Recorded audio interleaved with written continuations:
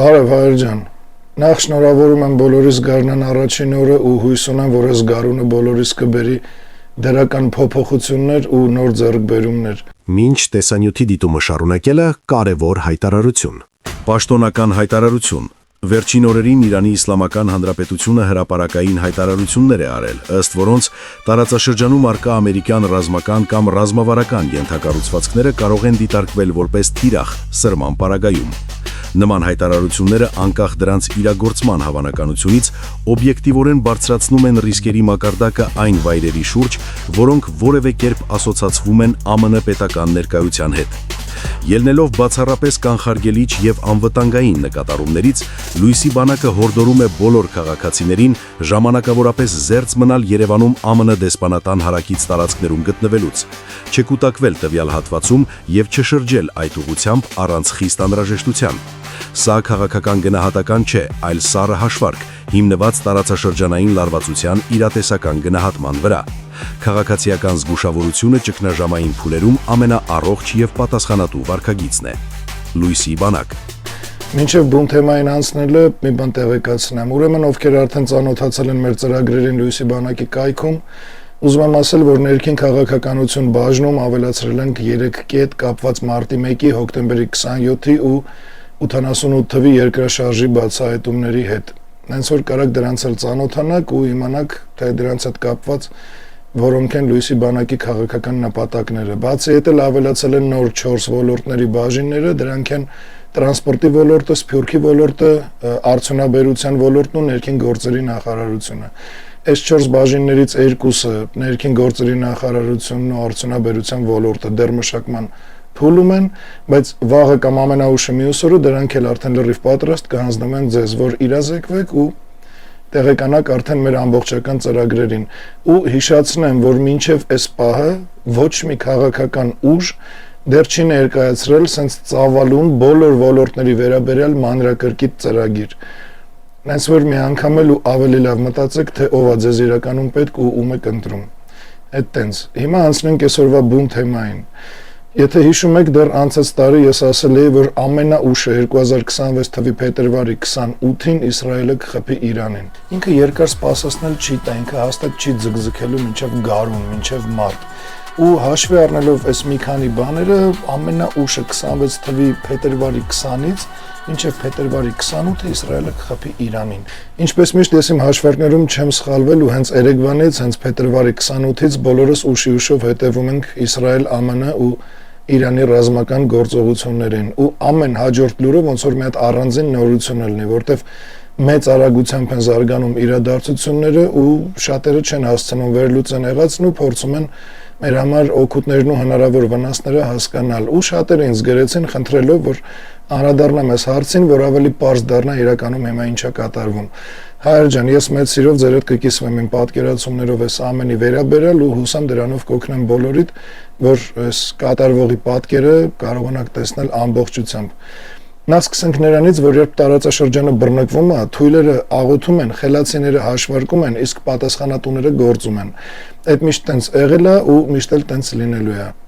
Ու այն ինչ հիմա կատարվում է Իրանի շուրջ, այդ պարզապես պատերազմ չի։ Այս իրականում աշխարհակարգի ճեղքվածքի բացահայտումն է։ Այլ բառերով ասած, այս ուժերի բևեռացման բաց դրսևորում է, այն որ էլ ոչ մեկ ոչ մի բան չի թաքցնում։ Այս այն պահն է, երբ միջազգային իրավունքը ձևականորեն մնում է տեքստերում, իսկ իրականությունն անցնում է ուժի տրամաբանությանը։ Հիմա տեսեք ինչ է իրականում տեղի ունենում։ Ես կասեի, այս իրադարձությունների շղթան հստակ է։ Իսրայելն ու ԱՄՆ-ն նախաձեռնում են լայնածավալ հարվածներ Իրանի տարածքում, հղում անելով չակերտավոր անմիջական սպառնալիքին ու միջուկային ծրագրի չեզոքացման անհրաժեշտությանը։ Իրանը պատասխանում է ոչ թե սահմանափակ, այլ տարածաշրջանային հրթիռային ու անօդաչու հարվածներով թիրախավորելով ոչ միայն Իսրայելը, այլ նաև Պարսից ծոցի երկրներում տեղակայված ամերիկյան օբյեկտները։ Այս արդեն դուք եք հասկանում, որ դասական պատասխան հարվածի տրամաբանություն չի։ Ես կհամարձակվեմ ասել, որ այս վերահսկվող էսկալացիայի փորձը, որը յուրաքանչյուր քայլով կարա անկառավարելի։ Ու եթե սրա ֆոնին փորձենք ԱՄՆ-ի վարքագծի գնահատականը տանք, ապա պետք է հիմնվենք իր հայտարարություններին։ Ինչը հայտարարում ԱՄՆ-ն։ Հայտարարված նպատակն է Իրանի միջուկային ծրագրի կասեցումն ու Ամերիկայի քաղաքացիների ու դաշնակիցների պաշտպանությունը։ Այս պաշտոնապես հայտարարվածն է, իսկ ենթադրյալ նպատակը, որը ունի հիմնավոր տրամաբանություն, Մերձավոր Արևելքում ուժային հեղինակության վերականգնումն է, հաշվի առնելով Ամերիկայի ախորժակը նաև նավթային շուկաների վերահսկման լծակների ամրապնդումն է, մեկ էլ Չինաստանի ու Ռուսաստանի ազդեցության սահմանափակումը։ Այսինքն իրական ռազմավարական հաշվարկը ավելի խորն է։ ԱՄՆ-ն չի ցանկանում ամբողջական պատերազմ, բայց ուզում է նենց ճնշում, որը կստիպի Իրանի ռեժիմին կամ բանակցի ուժային դիրքից կամ ներքին ճգնաժամի մեջ ընկնի։ Այդ դասական հարկադիր դիվանագիտության օրինակը ռազմական ուժի ցուցադրություն քաղաքական զիջումներ կորզելու համար։ Կարծում եմ սրան մենք առնչվել ենք ու բոլորիս ծանոթ մեթոդը։ Իսրայելի վարքագիծը շատ չի տարբերվում ԱՄՆ-ից, չնայած որ իրանք պարզել հայտարարում են, որ միասին դեռ վաղուց են այս հարձակումը պլանավորում ու հենց այդ Նեթանյահուն բաց տեքստով Տրամպին մերսի է ասում Իրանի վրա հարձակվելու համար։ Ու Նեթանյահուի հայտարարությունները էլի բաց են։ Ինքը պարզ ասում է, որ իր նպատակը միջուկային սպառնալիքի ոչնչացումն է։ Բայց դե մենք միամիտ չենք, պարզ հասկանալի ու տեսանելի է, որ Իսրայելի իրական հաշվարկը բազմաշերտ է։ Նախ ու բնականաբար ներքին քաղաքական օրակարգի վերահսկումն է, Պաղեստինյան ճգնաժամից ուշադրության շեղումն է ու ռազմավարական գերակայության պահպանումն է տարածաշրջանում։ Իսրայելը գործում է կանխարգելիչ պատերազմի դոկտրինով, բայց կանխարգելիչ պատերազմը միշտ ունի մի վտանգ։ Այդ պատերազմը կարող դառնա ինքնաիրականացվող մարգարեություն։ Բացատրեմ, այսինքն կանխարգելիչ հարված հասկացությունը հիմնված է մի ենթադրության վրա, հակառակորդը ապագայում հարձակվելու է, հետևաբար ես խփում եմ հիմա, որ դա կանխեմ։ Ու պարադոքսը հենց դրա մեջ է, որ եթե դու հարվածում ես առաջինը, դու հենց այն իրավիճակն ես ստեղծում, որից իբր ուզում էիր խուսափել։ Քաղաքական տեսության մեջ ես կարելի է անվանել անվտանգության դիլեմա, երբ մի կողմը իր անվտանգությունն ապահովելու համար ուժ է կիրառում, մյուս կողմը այդ ընկալում է որպես գոյաբանական սպառնալիք ու պատասխան քայլ է անում։ Արդյունքում ոչ մեկ չի դառնում ավելի ապահով, այլ ընդհակառակը բոլորը դառնում են ավելի վտանգված։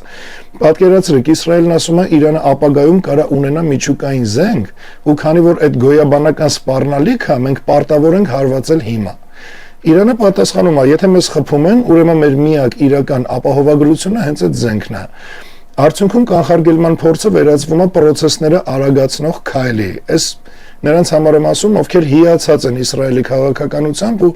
Նեթանյահուին համարում են քաղաքական ճիշտ որոշումներ կայացնող սուբյեկտ։ Հիմա լսեք ու եթե կարաք փաստացի հակադարձեք ու ապացուցեք, որ ձեր Նեթանյահուն հերթական քաղաքական տգետը չի։ Նայեք ինչ է անում այս քաղաքականապես տգետ երևույթը, խփում է Իրանին, որ կանխի միջուկայնացումը, բայց արդյունքում այդ մղումը ուժեղացնում է։ Այս պատմականորեն էլ նոր երևույթ չի։ Հիշեք մի հատ 2003-ին, երբ ԱՄՆ-ն ներխուժեց Իրաք, հայտարարելով, որ Սադամ Հուսեյնը ունի զանգվածային ոչնչացման զենք։ Հետո պարզվեց չկար այդ զենքը։ Ու այդ պատերազմը տարածաշրջանը գցեց քաոսի մեջ ու ստեղծեց նոր սպառնալիքներ, որոնք մինչև այդ ուղակի չկային։ Այսինքն սրանց քաղաքական տգիտությունը ոչ միայն սխալ հաշվարկն է, այլ նախկինում էլ այդ սխալ հաշվարկներից դասեր չքաղելն է, որովհետև եթե դասեր քաղեին, հիմա արդեն կհասկանային, որ կանխարգելիչ պատերազմը միշտ հիմնված է ենթադրության վրա, ոչ թե ապացույցի։ Ու երբ պատերազմը սկսվում է ենթադրությամբ, ինքը միշտ ավարտվում է անկանխատեսելիությամբ։ Եթե իհարկե զուտ հորինվածք չի, այսինքն էդ էլ կարա լինի, քեզ զուտ պետք է լինի ինչ-որ մեկին խփես, միտումնավոր սպառնալիք ես հորինում ու տևական ժամանակ այդ վարկածը քարոզում ես ու տենց այնքան, մինչև այդ դառնա համարյա թե հավաստի ու փաստացի ապացուցված բան։ Ու դրա հիման վրա էլ խփես նրան, ում ուզում ես։ Ավատար կինոն բոլորը տեսել եք։ Ավատար կինոյի մեջ առաջին մասում այդ մեթոդը մի նախադասությամբ հստակ ձևակերպվում է։ Ասում է, եթե մեկը ունի այն, ինչ քեզ պետք է, հայտարարում ես իրեն թշնամի ու հետո հանգիստ թալանում ես։ Разжигают войну, чтобы потом получить, что хотят. Вот, значит, как. Если у кого-то есть то, что тебе нужно,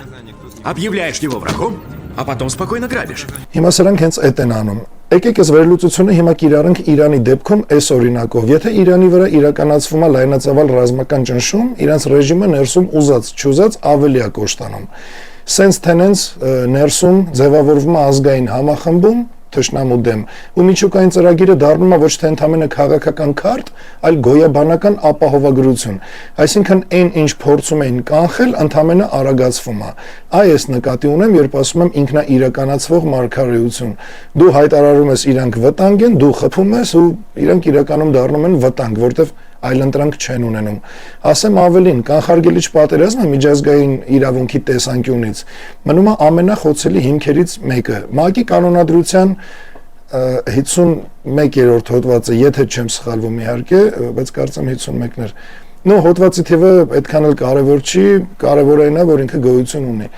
Այդ հոդվածը ինքնապաշտպանության մասին ասում է հետևյալը, որ քո գործողությունները համարվում են ինքնապաշտպանություն մենակ այն դեպքում,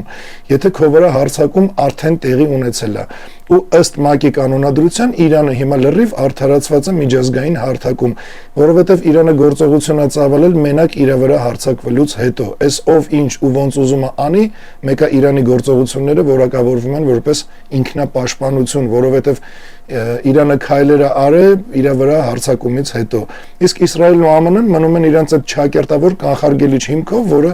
բացարձակ հիմք չի, զուտ ենթադրություն է, որովհետև տեսեք, կանխարգելիչ հասկացությունը իրավական մի հատ մոխրագույն գոտի է, իսկ այդ մոխրագույն գոտիները երկար չեն մնում մոխրագույն, դրանք կամ լեգիտիմացվում են ուժով, այսինքն շատ մեծ գործ ունեն անելու դեռ Իսրայելն ու ԱՄՆ-ն, իսկ դա խոսում է նրա մասին, որ սա դեռ տևական ժամանակ երկար պատերազմ ալնելու, կամ վերածվում են միջազգային լեգիտիմության ճգնաժամի։ Ոստեղ ամենավտանգավորը ոչ թե հրթիռներն են, այլ հաշվարկի սխալը։ Կանխարգելիչ պատերազմը մի պահ կարա տա ռազմավարական առավելություն, բայց եթե հակառակորդը որոշում է, որ այլևս կորցնելու բան չունի,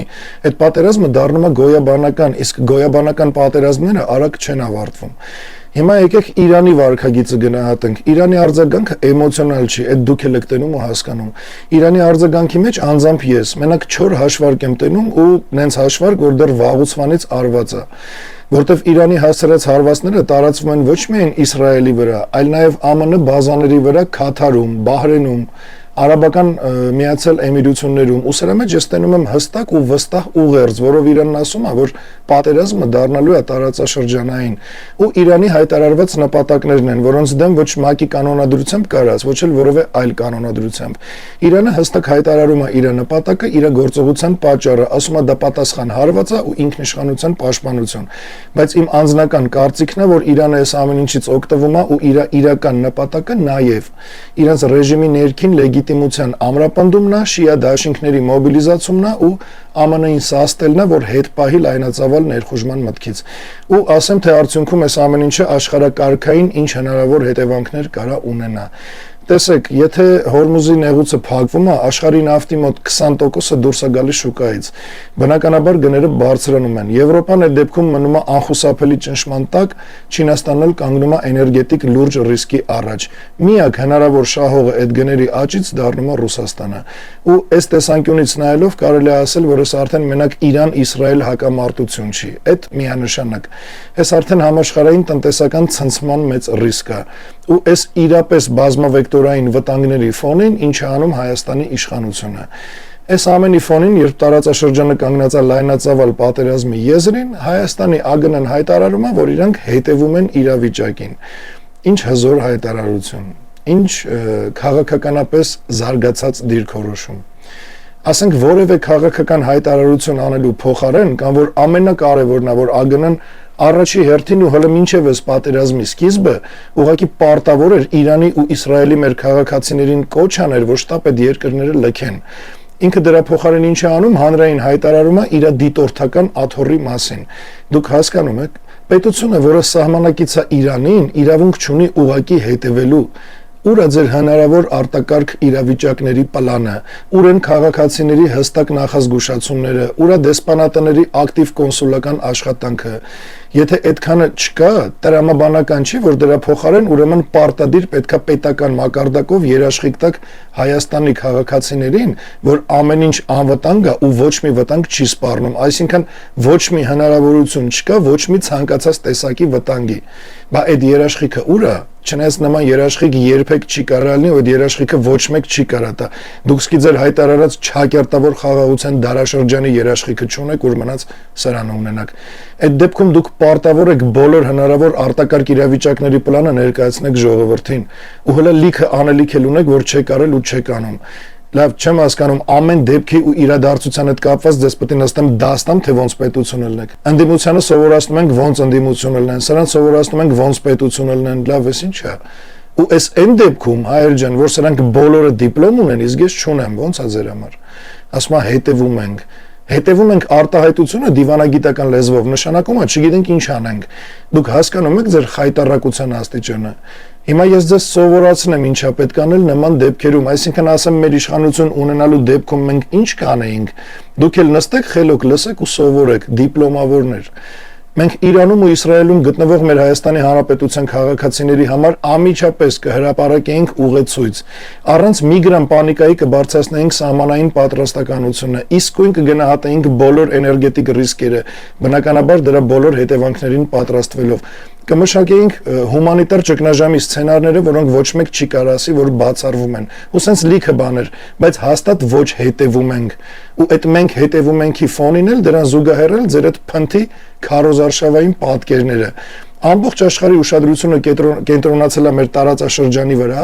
հենց ստեղ ամիջապես քիփ կպած պետության մեջ իրականանում է լայնածավալ ռազմական գործողություն, որը կոչվում է պատերազմ։ Այդ երկրին անմիջական հարևան է նաև մեր թշնամին, մեր հետ միասին, ու թշնամին ցանկացած պահի կարա ինչից ասես օգտվի ու ոչ մեկ չի կարա դա բացառի, այսինքն վտանգները ռեալ են։ Այս ամեն ինչի ֆոնին էսի նարդի է խաղում, պերաշկի է ուտում,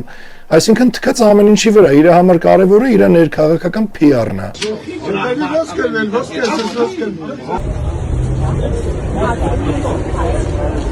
Ուստեղ ինչն է գժվեցնում։ Նիկոլը նարդի է խաղում, Պապիկյանն էլ փոխանակ պանոյում բոլոր հնարավոր սցենարներին պատրաստվի։ Կանգնես նայում է։